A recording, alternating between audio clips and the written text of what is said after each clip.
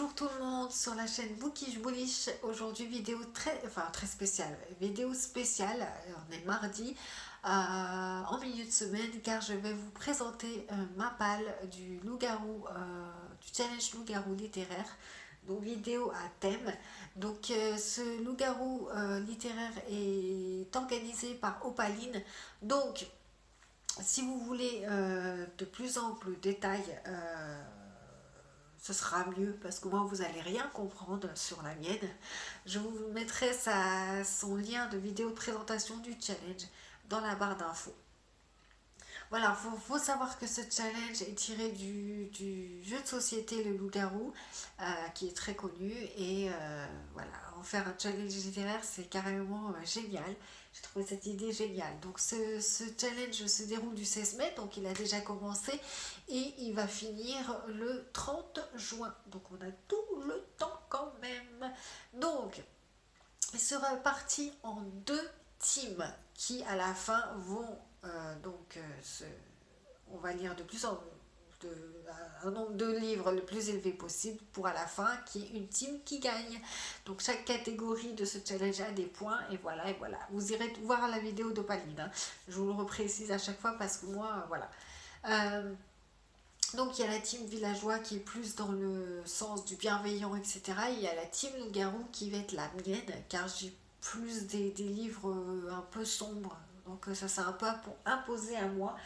Moi ce que je vais faire c'est que je vais vous présenter mes livres et en fonction de ça je vous dirai dans quelle catégorie ils vont. Il y a des catégories que je ne vais pas dire parce qu'ils ne rentrent pas dedans. Donc voilà, c'est pour ça, si vous voulez savoir, vous irez voir la vidéo initiale. Faut savoir quand même pour les bases que chaque team a 6 catégories spécifiques à leur team. Voilà ce que je vais vous présenter. Ensuite, il y a des cartes communes. Tout le monde peut jouer. Et des cartes spéciales, mais ça, voilà. On va faire doucement.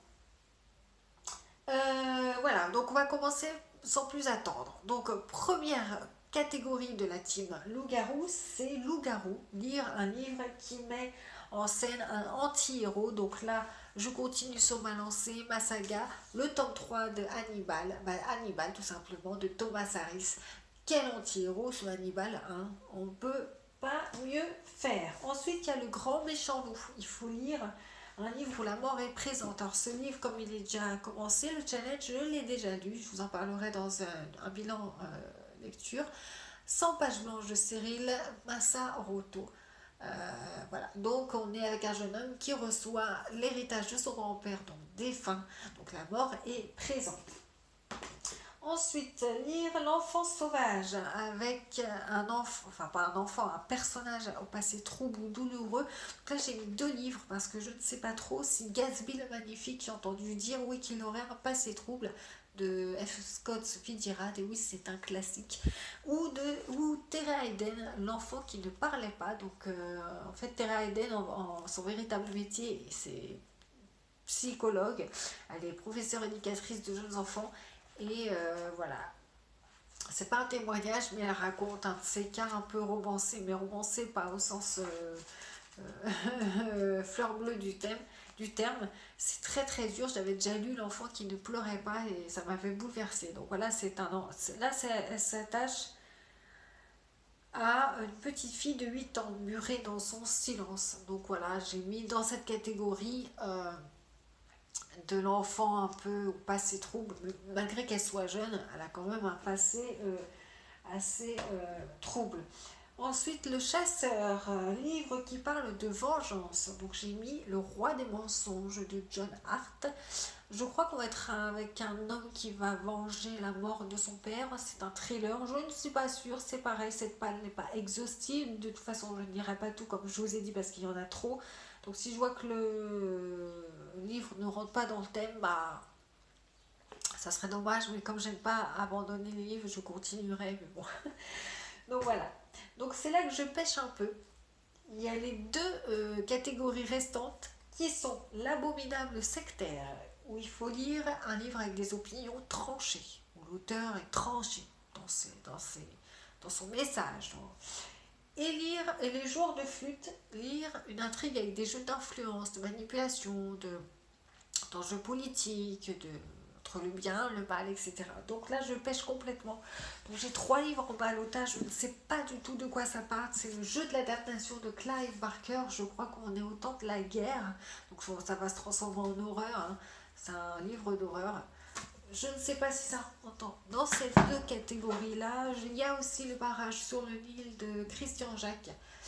Ça parle d'un monstre qui règne comme ça sur l'Égypte, mais je ne sais pas s'il y a des enjeux politiques, je ne sais pas.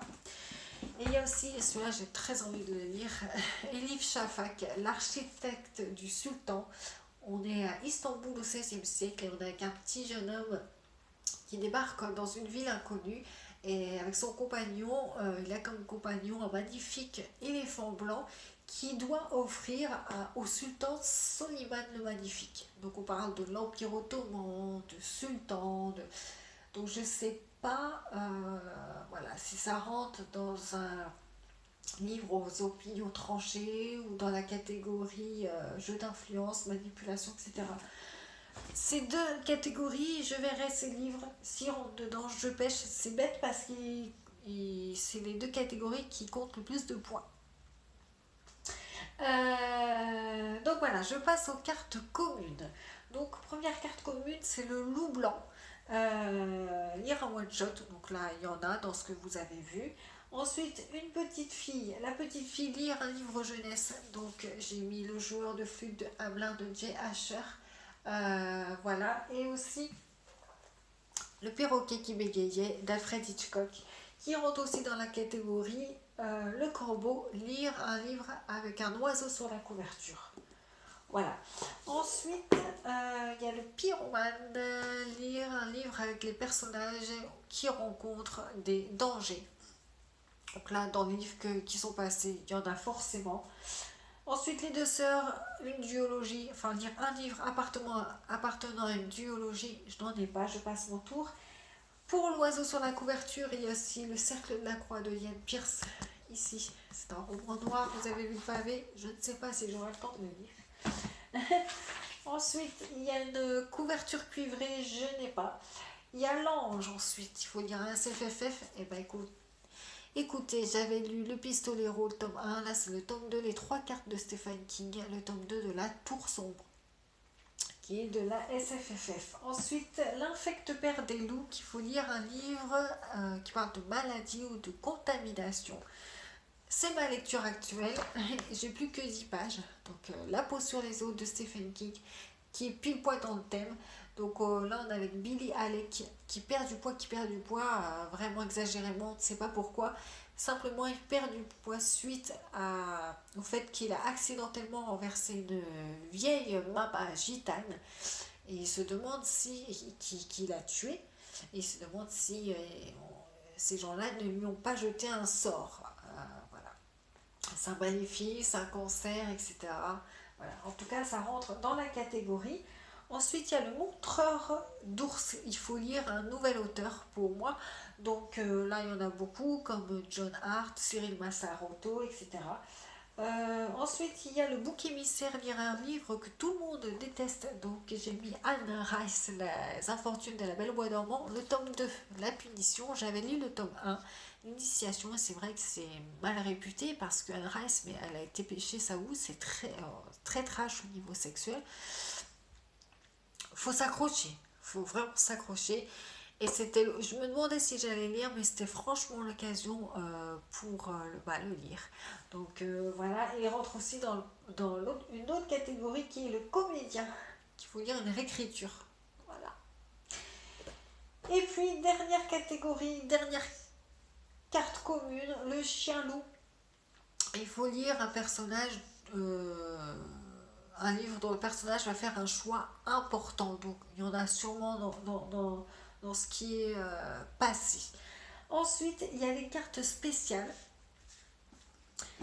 Si, par exemple, je ne remplis pas, je vous ai dit les 2 dernières catégories de la team loup-garou, pas des cartes communes, hein, la team loup-garou, qui est l'abominable sectaire et le joueur de flûte, où il faut lire des opinions tranchées ou des jeux d'influence, je peux, suivant les catégories, le nombre de catégories validées, sacrifier une de mes catégories que je n'ai pas réussi à remplir et aller voler une catégorie du camp adverse, donc de la team villageois. Et je pense que dans la team villageois, il y a lire un livre avec un héros bienveillant. Donc si je ne remplis pas ces catégories, je peux lire un livre avec un héros bienveillant, Sabriel, de Garth Nix. Je pense que ça peut le faire. Donc voilà, j'ai 15 livres. 15 livres, je ne lirai pas tout. Je ne sais pas si tous les livres dont je vous ai parlé rentrent dans toutes les catégories, mais en tout cas, je vais essayer de faire un maximum de points. Donc voilà ma palle du loup-garou littéraire, ce challenge fort sympathique, initialement organisé par Opaline. Allez voir sa vidéo de présentation sur le groupe Facebook aussi, loup-garou littéraire. Je pense que si vous tapez ça, vous trouverez. On partage nos lectures sur ce challenge. Et puis à la fin, au 30 juin ou un peu plus tard, on saura qui a gagné. Donc voilà, en attendant, moi je vous retrouve dimanche pour un bilan lecture de mes dernières lectures du mois de mai et un top 3 du mois de mai entier. Voilà. N'hésitez pas à me dire en commentaire si parmi les livres défilés ici, vous en avez lu, sans spoiler bien sûr. Si vous allez faire ce challenge, dites-moi et dans quel team vous serez. C'est marrant. Et en attendant, suivez-moi sur Instagram parce que là, il y a toutes mes réactions à chaud, etc. Et un peu mieux explicitées. Parce que, voyez-vous, je n'ai pas de caméra, je filme avec mon téléphone et mon téléphone, des fois, là je ne vous l'ai pas dit, mais ça fait la 3e fois que je fais ma vidéo. La première fois, elle a duré 20 minutes, là, elle va durer un peu plus de 10 minutes. J'en ai marre. À chaque fois, je vous dis ça, mais je vais racheter un téléphone d'ici peu. Meilleur téléphone parce qu'il ne tient pas, il n'enregistre plus, il n'a plus de place, alors que il n'y a rien sur mon téléphone, j'efface tout. C'est pour ça qu'au Instagram, je suis plus posée, alors que ça devrait être un peu plus le contraire, là, je devrais être posée et tout ça. Bref, je vous dis donc à dimanche pour un bilan lecture du mois de mai, et en attendant, je vous souhaite bonne lecture.